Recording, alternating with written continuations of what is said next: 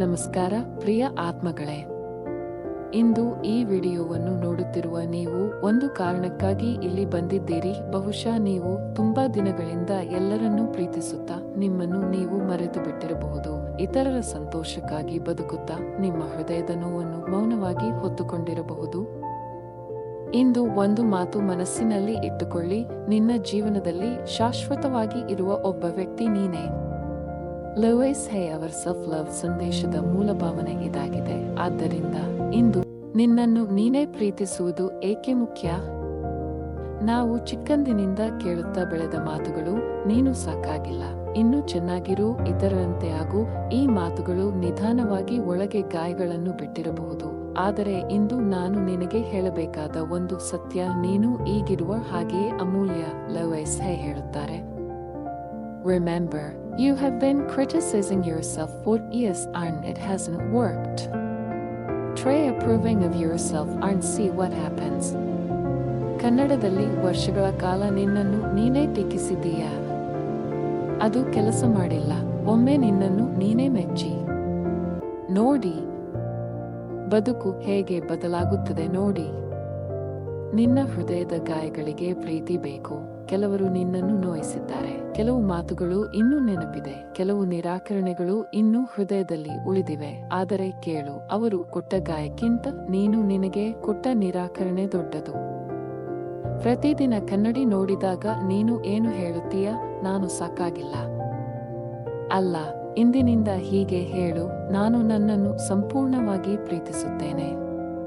Lois Hay repeatedly teaches, self-approval and self-acceptance are the keys to positive change.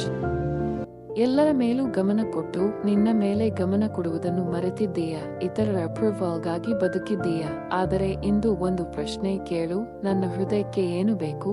ಶಾಂತಿ, ವಿಶ್ರಾಂತಿ, ಪ್ರೀತಿ, ಕ್ಷಮೆ. Lois Hay's teaching beautifully says, nourish yourself first. ಕನ್ನಡದಲ್ಲಿ ಮೊದಲು ನಿನ್ನ ಆತ್ಮವನ್ನು ಪೋಷಿಸು. ನಾನು ನನ್ನನ್ನು ಪ್ರೀತಿಸುತ್ತೇನೆ, ನಾನು ನನ್ನನ್ನು ಒಪ್ಪಿಕೊಳ್ಳುತ್ತೇನೆ, ನಾನು ಸಾಕಾಗಿದ್ದೇನೆ, ನಾನು ಶಾಂತಿಯಲ್ಲಿದ್ದೇನೆ, ನನ್ನ ಹೃದಯ ಪ್ರೀತಿಯಿಂದ ತುಂಬಿದೆ, ನಾನು ಸುರಕ್ಷಿತ, ನಾನು ಅಮೂಲ್ಯ, ನಾನು ಬೆಳಕು. ಇಂದು ಹಳೆಯ ನೋವನ್ನು ಬಿಡು, ಹಳೆಯ ನಿರಾಕರಣೆ ಬಿಡು, ಹಳೆಯ ಸೆಲ್ಫ್ ಬ್ಲೇಮ್ ಬಿಡು. Lois Hay reminds us, the point of power is always in the present moment. ಅಂದರೆ ನಿನ್ನ ಹೀಲಿಂಗ್ ಈಗ ಪ್ರಾರಂಭವಾಗಬಹುದು, ಈ ಕ್ಷಣದಲ್ಲೇ.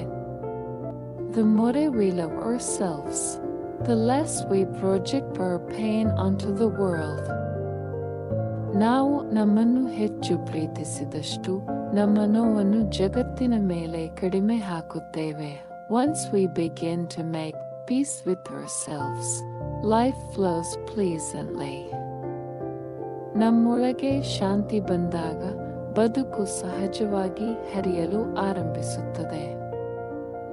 ಪ್ರಿಯವನೇ, ನೀನು ಇಷ್ಟು ವರ್ಷ ಎಲ್ಲರಿಗೂ ಪ್ರೀತಿ ಕೊಟ್ಟೆ.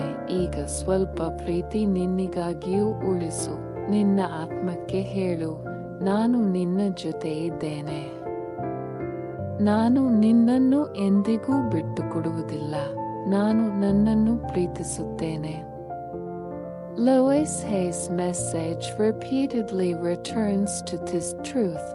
Self-love is the foundation of all healing. ನಾನು ಸಾಕು, ನಾನು ಪ್ರೀತಿ, ನಾನು ಶಾಂತಿ, ನಾನು ನನ್ನನ್ನು ಪ್ರೀತಿಸುತ್ತೇನೆ, ನಾನು ನನ್ನನ್ನು ಪ್ರೀತಿಸುತ್ತೇನೆ. Lois Hay's message repeatedly returns to this truth.